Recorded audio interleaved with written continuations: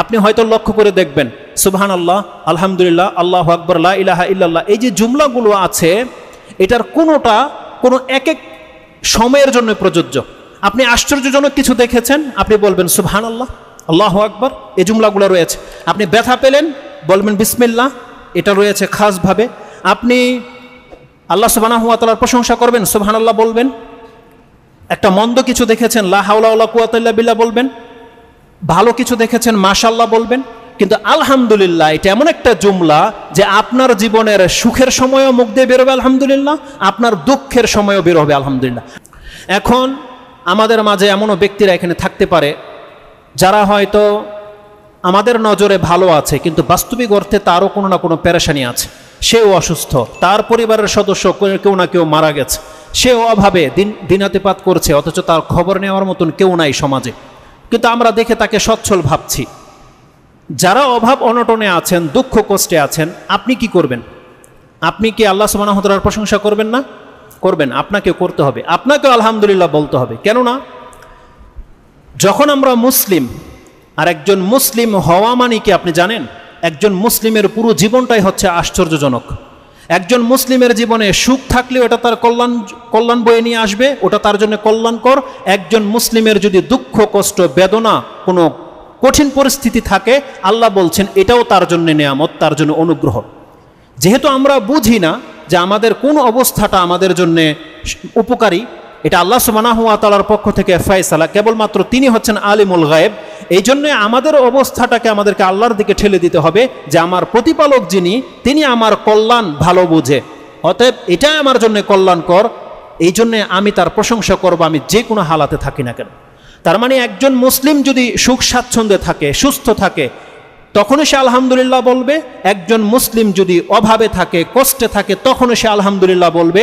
এবং এই দুইটা অবস্থায় তার জন্য কল্যাণ বয়ে নিয়ে আসবে যদি সে এই অবস্থার হুকুমের উপরে অটল থাকতে পারে। হুকুম কি? আল্লাহ বলছেন আমি যদি কাউকে সম্ভ্রম দিয়ে দিই, আমি যদি কাউকে অঢেল সম্পত্তি দিয়ে দিই, কাউকে যদি আমি প্রাচুর্যতা দিয়ে দিই, সুস্থ রাখি, তাহলে সে আমার শুকরিয়া আদায় করবে, এটা তার জন্য কল্যাণকর। আর আমি যদি কোনো ব্যক্তিকে বিপদ আপদ দিয়ে পরীক্ষা করি, সে যদি ধৈর্য ধারণ করে, তাহলে এটা তার জন্য কল্যাণকর। এই দুইটা জিনিস, আনন্দে থাকলে শুকরিয়া আদায় করতে হবে, আর কষ্টে থাকলে আল্লাহ সুবহানাহু ওয়া তাআলার উপরে ধৈর্য ধারণ করতে হবে। ওই ধৈর্য ধারণ অবস্থায় কোনো ব্যক্তি যদি আলহামদুলিল্লাহ বলতে পারে, এটা তার জন্য কত কল্যাণ বয়ে নিয়ে আসবে, এটা আমি আপনাকে ভাষায় প্রকাশ করাতে পারবো না। ইনশাআল্লাহ আলহামদুলিল্লাহ নিয়ে একটা খুতবা এক্সট্রা লাগবে, ওটা আমি আপনার কাছে পেশ করব। এতটা শুধু বলে দিই আলহামদুলিল্লাহ সম্পর্কে, আপনি হয়তো লক্ষ্য করে দেখবেন সুবহানাল্লাহ, আলহামদুলিল্লাহ, আল্লাহু আকবার, লা ইলাহা ইল্লাল্লাহ, এই যে জুমলাগুলো আছে এটার কোনোটা কোনো এক এক সময়ের জন্য প্রযোজ্য। আপনি আশ্চর্যজনক কিছু দেখেছেন, আপনি বলবেন সুবহানাল্লাহ, আল্লাহু আকবার, এই জুমলাগুলো রয়েছে। আপনি ব্যথা পেলেন, বলবেন বিসমিল্লাহ, এটা রয়েছে খাসভাবে। আপনি আল্লাহ সুবহানাহু ওয়া তাআলার প্রশংসা করবেন, সুবহানাল্লাহ বলবেন। একটা মন্দ কিছু দেখেছেন, লা হাওলা ওয়ালা কুওয়াতা ইল্লা বিল্লাহ বলবেন। ভালো কিছু দেখেছেন, মাশাআল্লাহ বলবেন।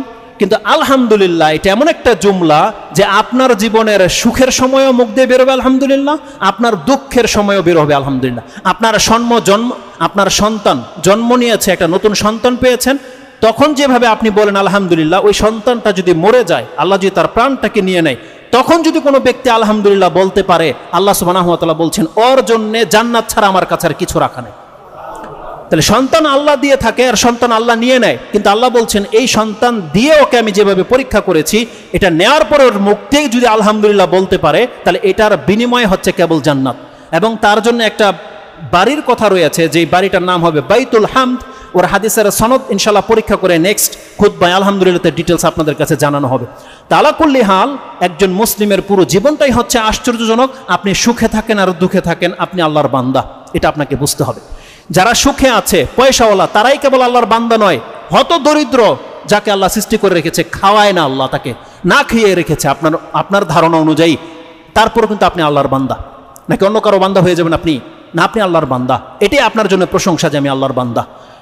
তাহলে এটা হচ্ছে একটা ব্যক্তির জন্য খুব আশ্চর্যজনক ব্যাপার। মুহাম্মদুর রাসূলুল্লাহ সাল্লাল্লাহু আলাইহি ওয়াসাল্লামের ভাষা দিয়ে যদি আমি আপনাকে বোঝাতে চাই, মুহাম্মদুর রাসূলুল্লাহ সাল্লাল্লাহু আলাইহি ওয়াসাল্লাম তিনি বলছেন, আজাবান লি আমরিল মুমিন ইন্না আমরুহু কুল্লুহু লাহু খায়র ওয়া লাইসা যাকা লি আহাদিন ইল্লা লিল মুমিন ইযা আসাবাতহু সাররাউ সাবারা ইযা আসাবাতহু সাররাউ শাকারা ফাকানা খায়রাল্লাহ ওয়া ইযা আসাবাতহু দাররাউ সাবারা ফাকানা খায়রাল্লাহ। ইমাম মুসলিম তিনি তার কিতাবুর রাকায়েক সিফাতুল কিয়ামা 55 নম্বর অধ্যায়ের 13 নম্বর পর্বে গিয়ে এটা এনেছেন যে একজন মুসলিমের জীবনটাই হচ্ছে আশ্চর্যজনক একটা পর্ব তিনি কায়েম করেছেন।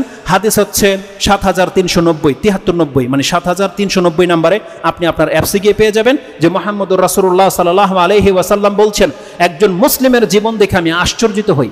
এই মুসলিমকে যদি আল্লাহ ভালো রাখে আর সে যদি বলে দেয় আলহামদুলিল্লাহ, তাহলে ফাকানা খায়রাল্লাহ, এর নেয়ামত তার জন্য আরো ডাবল হয়ে যাবে।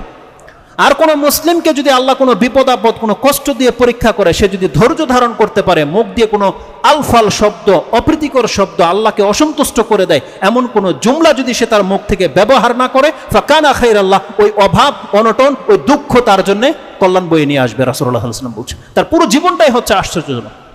তা আল্লাহ সুবহানাহু ওয়া তাআলার যে কোনো পরিস্থিতিতে আমরা আল্লাহ সুবহানাহু ওয়া তাআলার শুকরিয়া আদায় করব। এটা হচ্ছে মুহাম্মদুর রাসূলুল্লাহ সাল্লাল্লাহু আলাইহি ওয়াসাল্লামের আদর্শ।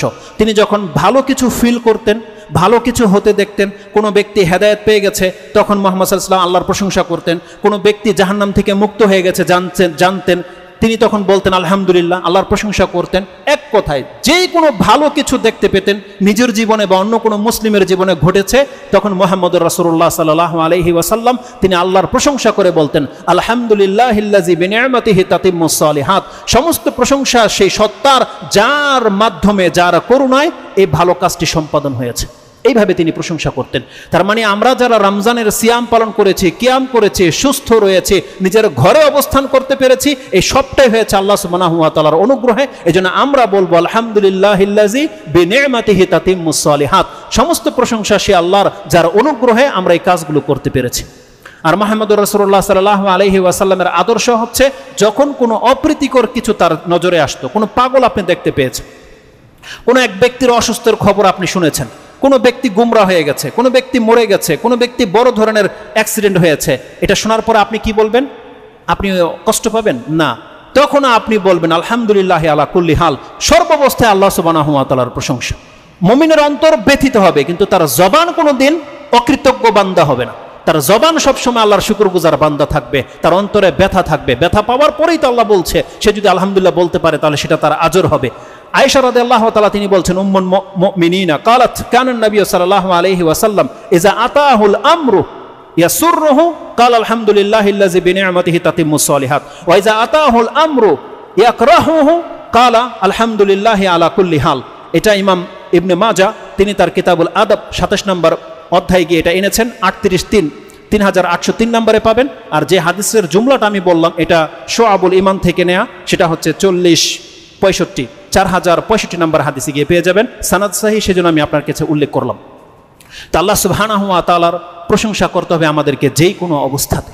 এই প্রশংসা অন্তর থেকে আপনি করবেন। যারা রমজান পুরা করতে পেরেছি, যারা সুস্থ রয়েছে, যারা এখন পর্যন্ত এই মহামারীতে আমরা আক্রান্ত হইনি, আমরা অন্তর থেকে বলি আলহামদুলিল্লাহ, আল্লাহ তোমার সমস্ত প্রশংসা যে তুমি আমাদেরকে বাঁচিয়ে রেখেছো এবং আমাদেরকে সুস্থ করে রেখেছো।